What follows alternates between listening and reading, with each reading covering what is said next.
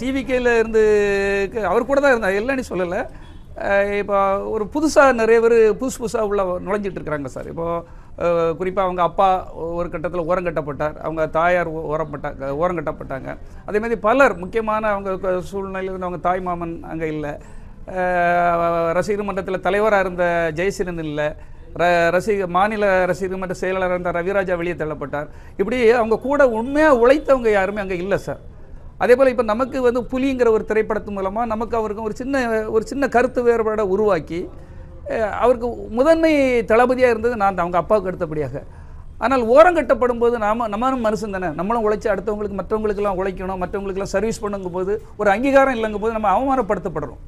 இப்போ ஒரு உதாரணத்துக்கு சொல்ல போனால் பலர் அவங்க கூட இருந்தவங்களில் நான் சொல்வது மாநில தலைவர்கள் முதல், இப்போ ஒரு உதாரணத்துக்கு வைஷ்ணவிங்கிற ஒரு பெண், அவங்க ஒரு பெண்கள்லாம் அன்றைக்கி அரசியலுக்கு வரதே ரொம்ப கஷ்டம் சார்.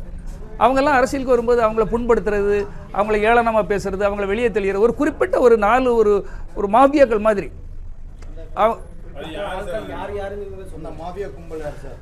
மாபியா கும்பல் நான் ஒருத்தர் சொல்ல முடியாது சார். இப்போது ஒரு உதாரணத்துக்கு இவர் நம்ம ஆதவர்ஜனா இப்போ வந்தார், அவர் யார், அவருக்கு பேக்ரவுண்ட் என்ன? அதே போல் செங்கோட்டையன் 50 ஆண்டுகள் ஒரு கட்சியில் இருந்துட்டு அங்கே உள்ளதெல்லாம் சுகபோகங்களை அனுபவிச்சுட்டு இன்றைக்கி அவர் ஒரு ரிட்டையர்டு கேஸ் ஆகும்போது இவர் ஒரு தலைவர்னு சொல்லி அவருக்கெல்லாம் இதெல்லாம் யோசனை பண்ணி பார்க்கும்போது ஒரு நல்லவர்கள், வல்லவர்கள், புதிய சிந்தனையாளர்கள், அவருக்காக உழைத்தவர்கள் யாருக்கும் அங்கே மரியாதை இல்லைங்கிறது நல்லா தெரிஞ்சிடுச்சு. குறிப்பாக இன்னும் சொல்லப்போனால் அவங்க முதல்ல என்ன சொன்னாங்க, எங்களுடைய விஜய் அவர்களுக்காக கட் அவுட் வைத்தவர்கள், பேனர் வைத்தவர்கள், பாலாபிஷேகம் பண்ணவர்கள், அவருக்காக உழைத்தவர்கள், ஆரம்பத்திலிருந்து உழைத்தவர்களுக்கு தான் பதவி அப்படின்னு சொன்னாங்க. இன்னைக்கு யாருக்காவது அதில் ஒரு ஆள் பதவியில் இருக்காங்களான்னு நீங்கள் சொல்லுங்கள் பார்ப்போம். யாருக்குமே இல்லை. புசியானதெல்லாம் நாங்கள் வச்ச ஆள் எல்லாமே இடையில் செருகப்பட்டவர்கள், இடையில் வரப்பட்டவர்கள். அப்படின்னா உழைத்தவர்களுக்கு அங்கே மரியாதை இல்லை என்று சொல்லும்போது இப்போ நம்மெல்லாம் எந்த ஒரு அலிகேஷனும் கிடையாது. 27 ஆண்டுகள் அவங்க அப்பாக்கிட்டையும் அவங்ககிட்டையும் ஒரு மிஸ்டர் கிளீன்னு பேர் எடுத்துகிட்டு வந்திருக்கிறோம்.